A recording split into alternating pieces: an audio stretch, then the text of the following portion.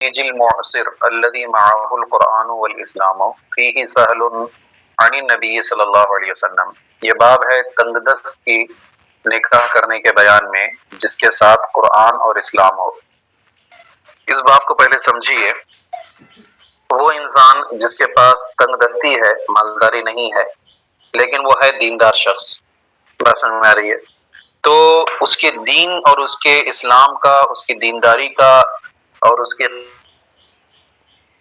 میں قرآن کا لحاظ رکھتے ہوئے عام مسلمانوں کا یہ فریضہ بنتا ہے کہ وہ بھائی چونکہ تنگ دست ہے، فی الحال وہ عائلی ذمہ داریوں کو سنبھالنے پر قدرت نہیں رکھتا، تو آپس میں چندہ وغیرہ کر کے، آپس میں کوشش کر کے اس کا نکاح کروائیں۔ سن میری بات؟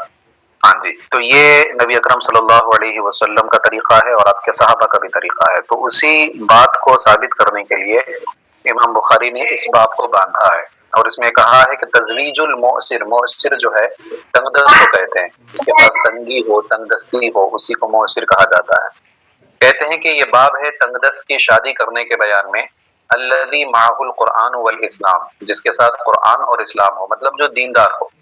سن میری بات؟ کیونکہ جب دیندار ہے تو اپنی ذمہ داریوں کو پورا کرنا بخوبی طور پر وہ جانتا ہوگا اور اسے غیرت ہوگی، ظاہری سی بات ہے۔ اور اگر دیندار نہیں ہے تو پھر اس کو کوئی جو ہے پرواہ نہیں ہے، جیسے کہ آج کے زمانے میں کئی ایسے جاہلوں کو ہم دیکھتے ہیں جن کے بارے میں ہم سنتے بھی ہیں، شادیاں کر لیتے ہیں اور اس کے بعد جو ہے شادیاں کر لیتے ہیں اور پھر اس کے بعد میں جو ہے اپنی بیوی بچوں کو ویسے ہی چھوڑ دیتے ہیں۔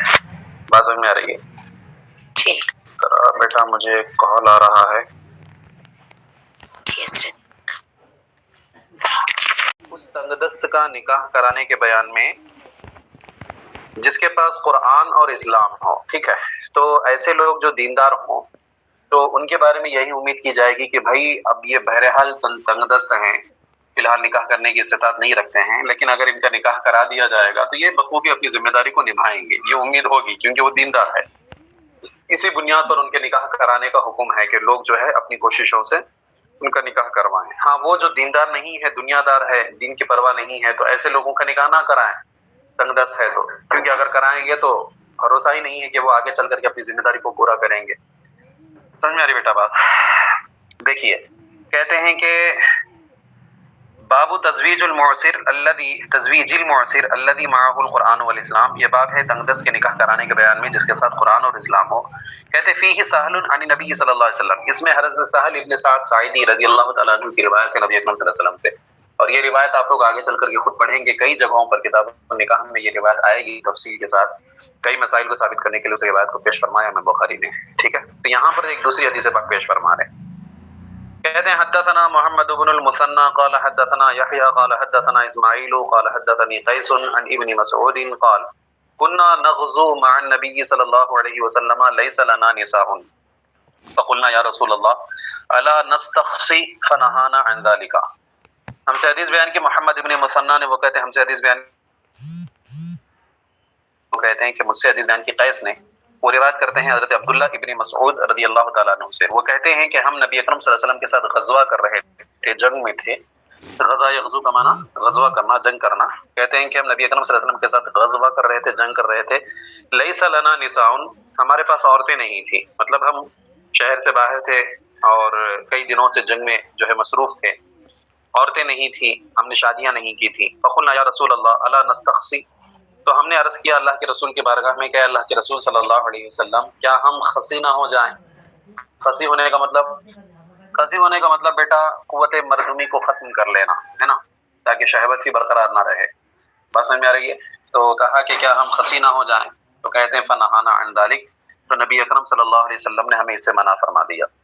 اس حدیث پاک کو سمجھنے سے پہلے آپ یہ سمجھیے کہ انسان کا اپنے جنس کو تبدیل کر لینا، یعنی مرد سے عورت بن جانا یا عورت سے مرد بن جانا، جیسے کہ آج کے زمانے میں ہوتا ہے آپریشن وغیرہ کے ذریعے سے، یا جو ہے اپنی قوت کو ختم کر لینا، اپنے اندر تغییر پیدا کر لینا، جیسے بن جائے، بچہ پیدا کرنے کی صلاحیت بھی آج کے زمانے میں ہوتا ہے، یا مرد جو ہے اپنی قوت کو ختم کروا لے، تو یہ سب چیزیں جو ہیں تغییر خلق اللہ میں سے آتی ہیں، اللہ کی مخلوق کو بدل دینا، اور اللہ کی مخلوق کو بدلنے کا اختیار رب قدیر نے کسی کو نہیں دیا۔ قرآن پاک میں سورہ نساء کے اندر 5ویں پارے میں ایک آیت کریمہ ہے جس میں جب شیطان کو جب دھتکارا گیا تھا تو شیطان نے جو ہے مہلت مانگی تھی رب سے، ہے نا، کئی جگہوں پر اس کا تذکرہ ہے۔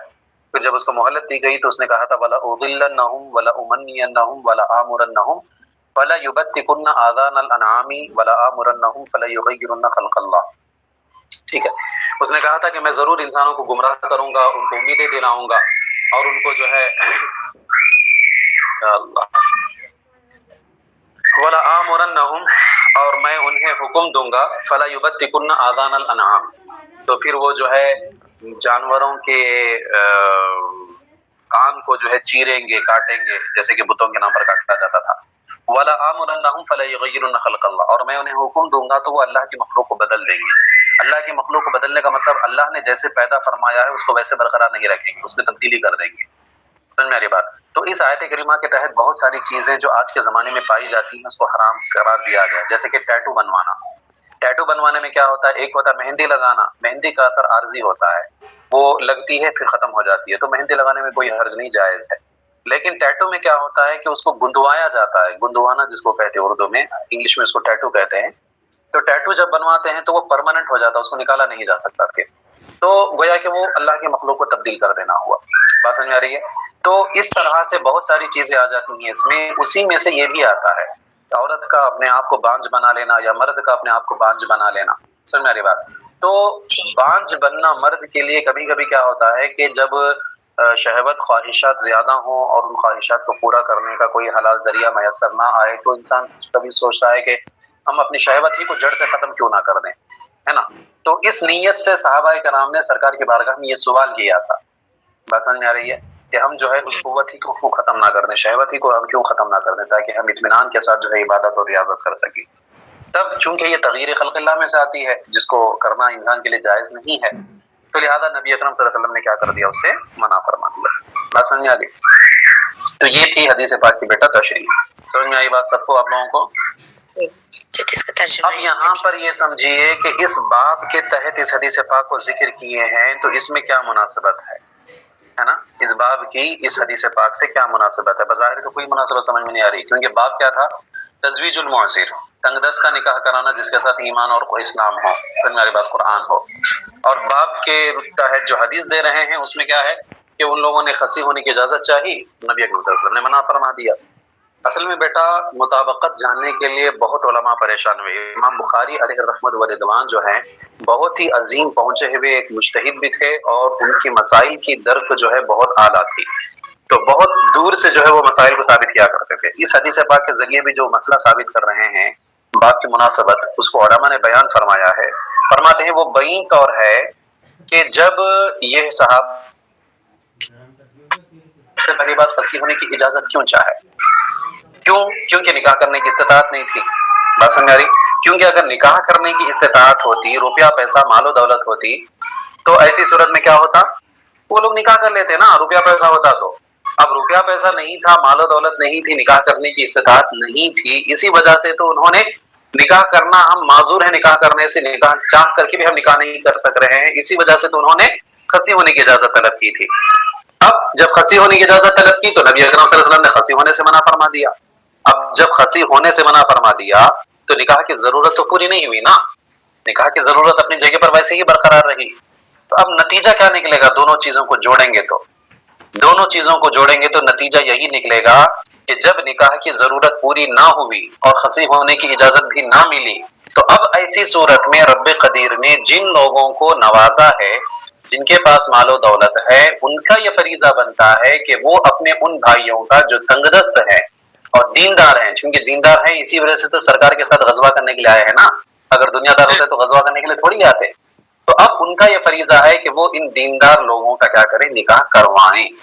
میری بات تو اسی بات کو جو ہے دور کی کوڑی کو لا کر کے ثابت کیا ہے اور کہا ہے کہ تزویج المعسر الذی معہ القرآن والاسلام، اس تنگ دست کا نکاح کروانا جس کے ساتھ جو ہے قرآن اور اسلام پایا جاتا ہوں۔ سمجھ میں آگے بیٹا بات؟ ہاں جی، آپ جان لو۔ چلیے بس اتنا ہی رہنے دیجیے، تھوڑا وقت بھی ہو گیا نا آج، تو ایک ہی باب رہنے دیجیے۔ انشاءاللہ آگے کا ہم بیٹا کل پڑھیں